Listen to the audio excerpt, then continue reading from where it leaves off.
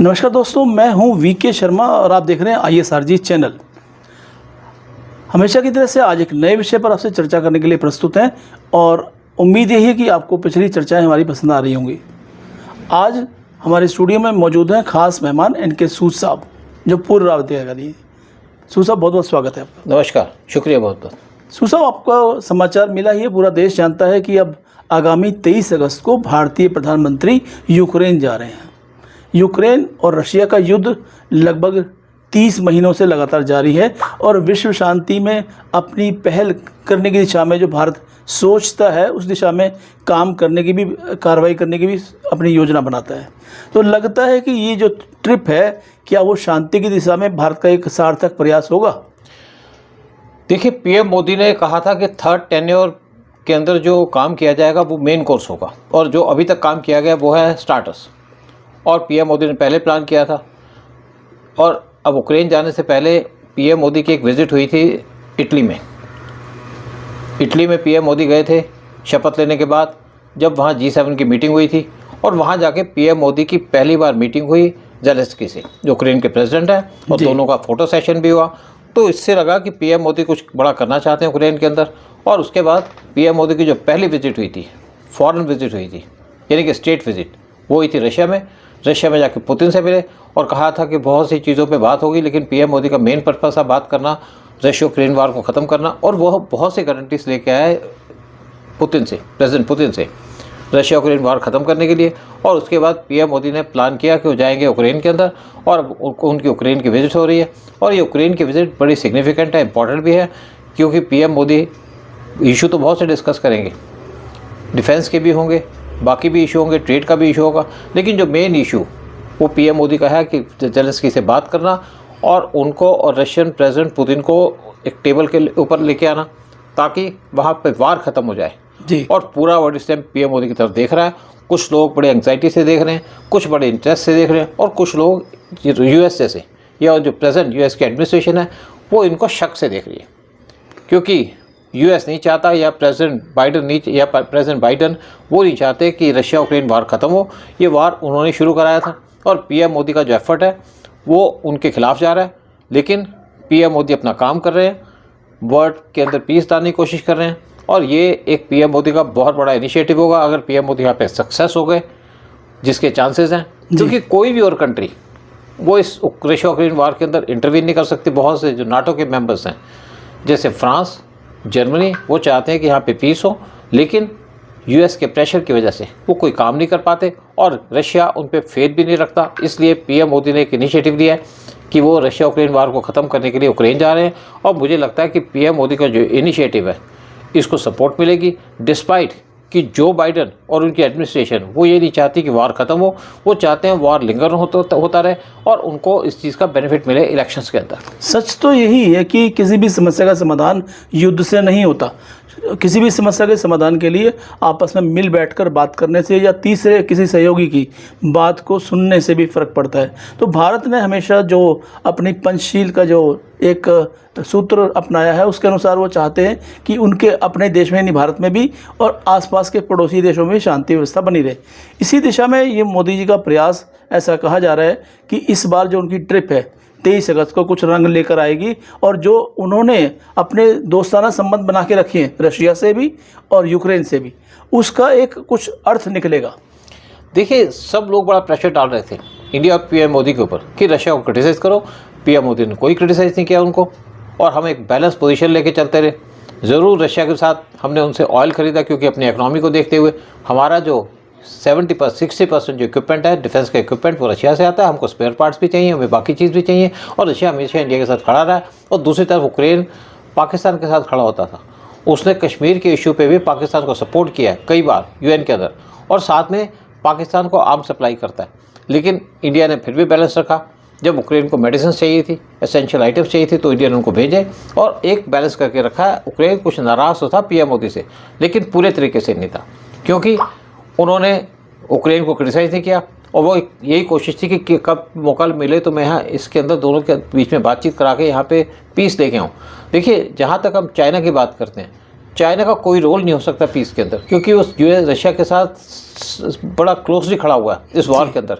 और देखिए, एक पीएम मोदी की जो विजिट है उससे पहले पीएम मोदी जा रहे हैं पोलैंड।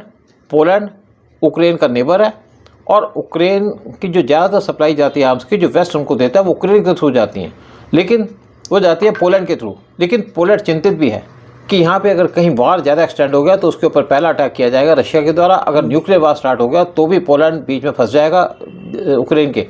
तो पीएम मोदी पहले जा रहे हैं पोलैंड के अंदर ताकि कुछ नरम किया जाए सिचुएशन को, और उसके जाएंगे यूक्रेन। लेकिन ये वार स्टार्ट हुआ था फरवरी 2022 में। लेकिन उसके बाद मार्च के अंदर जो रशियन फोर्सेस हैं उन्होंने यूक्रेन की जो कैपिटल है उसको पूरे तरीके से घेर लिया था। लेकिन उसी टाइम पे जो ब्रिटिश प्राइम मिनिस्टर हैं वो चले गए यूक्रेन, ज़ेलेंस्की से मिले सीआई के कहने पे, और जाकर के उन्होंने कहा कि आप अपना वार जारी रखो, हम आपको सपोर्ट देंगे, आर्म्स देंगे, एमुनिशन देंगे, और उन्होंने वार नहीं ख़त्म होने दिया। लेकिन अब जो रशियन एडमिनिस्ट्रेशन है या जो अब जो यूएस की एडमिनिस्ट्रेशन है थोड़ी कमज़ोर है, क्योंकि वहाँ पे इलेक्शन होने वाले और ट्रंप भी कैंपेन कर रहे हैं यूएस के अंदर इलेक्शंस के अंदर कि यहाँ पे वार ख़त्म होंगे। उन्होंने कहा जैसे मैं पावर में आऊँगा एक फ़ोन कॉल करूँगा और सारा का सारा वार ख़त्म हो जाएगा।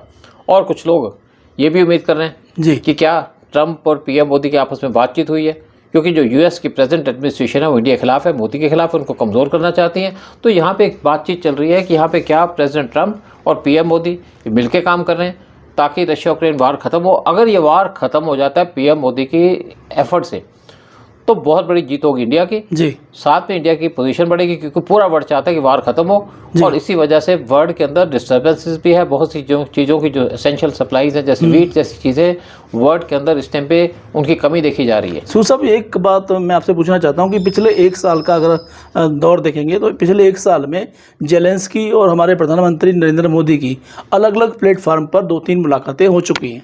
तो उसमें प्रयास तो रहा भारत का कि समझाएं, और एक बड़े भाई के नाते वो समझाने का प्रयास ये कर रहे हैं कि युद्ध में कुछ नहीं रखा, शांति व्यवस्था बनाएं और दोस्ती से अपना देश को भी चलाएं और अपनी जनता का भी ख्याल करें। तो क्या आपको लगता है कि वो बात समझ में आई होगी या गरम युद्ध चल रहा था? देखिए ऐसा है, ज़ेलेंस्की का कोई अपना कोई इनका रोल नहीं है।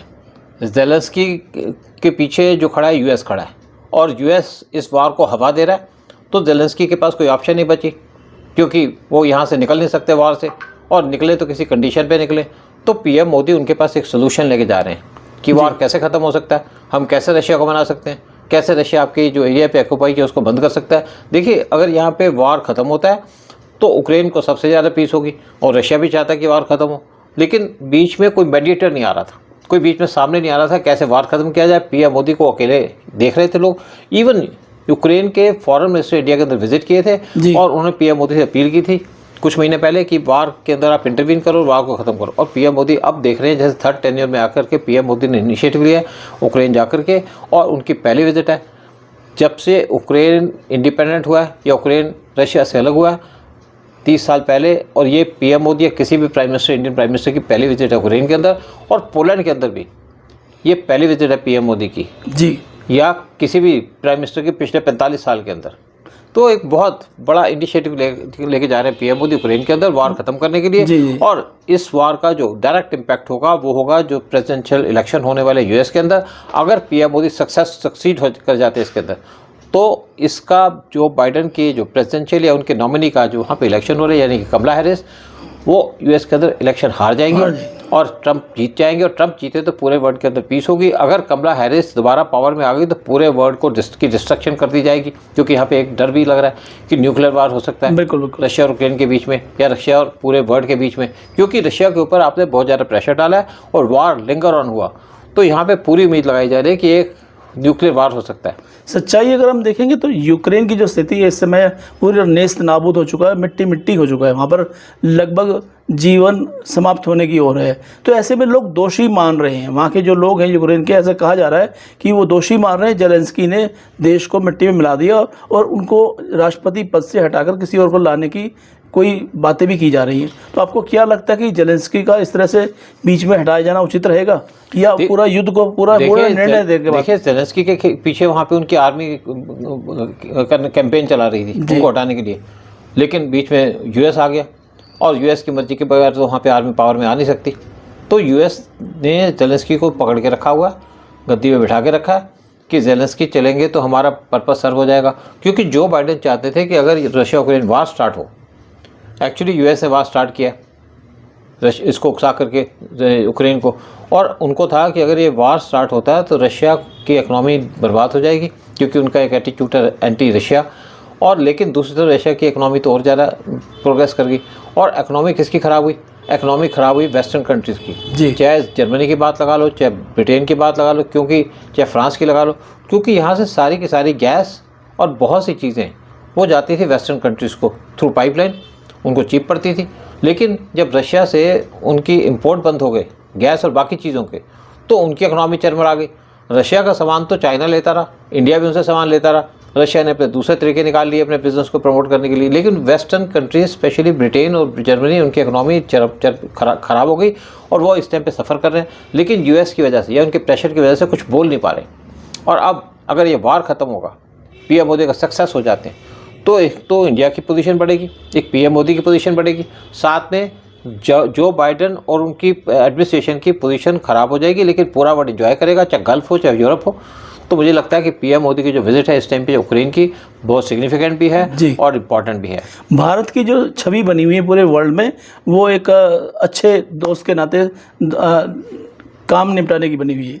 तो जो अब यूक्रेन का विजिट है प्रधानमंत्री मोदी का, उससे आप क्या मानते हैं कि शांति व्यवस्था बन पाएगी? और साथ साथ क्या यूक्रेन और भारत के बीच में आर्थिक संबंधों में और थोड़ा मजबूती देखने को मिलेगी? क्योंकि अभी यूक्रेन को चाहिए कि उसको फाइनेंशियली थोड़ा स्ट्रॉन्ग किया जाए, व्यापार संबंध बढ़ाए जाएँ, तो भारत इसमें भूमिका निभा सकता है क्या? नहीं, भारत भूमिका निभा सकता है, लेकिन उक्रेन बर्बाद हो गया है। उक्रेन को यूएस ने पूरा बर्बाद कर दिया है और 85% उक्रेन बर्बाद हो चुका है। लेकिन उक्रेन सबसे ज़्यादा वीट एक्सपोर्ट करता था पूरे वर्ल्ड के अंदर जी, और उसकी वजह से वर्ल्ड के अंदर वीट की शॉर्टेज भी आ रही है। तो मुझे लगता है कि जब अगर उक्रेन रशिया का वार ख़त्म होगा, तो उक्रेन को इस वार से उभरने के लिए तो कम से कम लग जाएंगे 30 साल। और वहाँ पे लेकिन इससे वर्ल्ड में पीस आ जाएगी। अदरवाइज़ यहाँ पे पूरा अंदेशा लगाया जा रहा है कि रशिया उक्रेन वार अगर लिंगर ऑन हो गया तो यहाँ पे न्यूक्लियर वार स्टार्ट हो सकता है, या यहाँ पे थर्ड वर्ल्ड वार स्टार्ट हो सकता है। और इसीलिए पीएम मोदी भी एंक्शस हैं।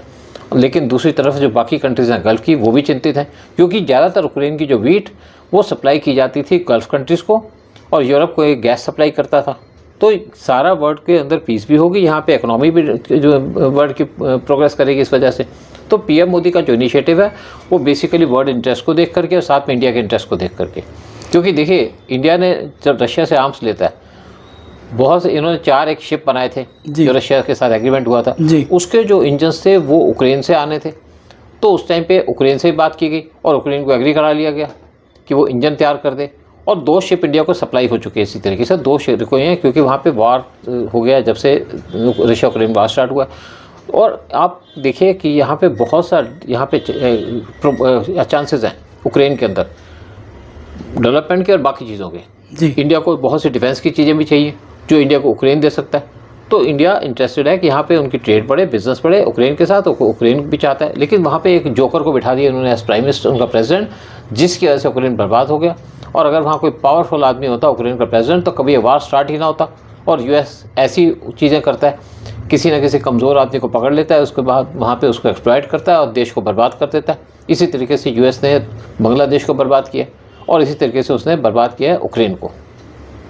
तो हम ये उम्मीद करके चलते हैं कि जो भारतीय प्रधानमंत्री नरेंद्र मोदी का यूक्रेन विजिट है, वहाँ कुछ ना कुछ नया हो सकता है और विश्व में एक भारत की पताका ऊंची होने का चांस हो सकता है। क्योंकि अगर यूक्रेन और रशिया का युद्ध शांतिपूर्वक समाप्त होता है, तो ये वास्तव में भारतीय नीति की बहुत बड़ी जीत होगी और विश्व में भारत की छवि उज्ज्वल तरीके से निखर कर आएगी। आज का ये विचार यहीं पर हम विराम देते हैं। अगले विचार फिर से आपसे चर्चा रहेगी। तब तक के लिए आज्ञा दीजिए। नमस्कार। नमस्कार।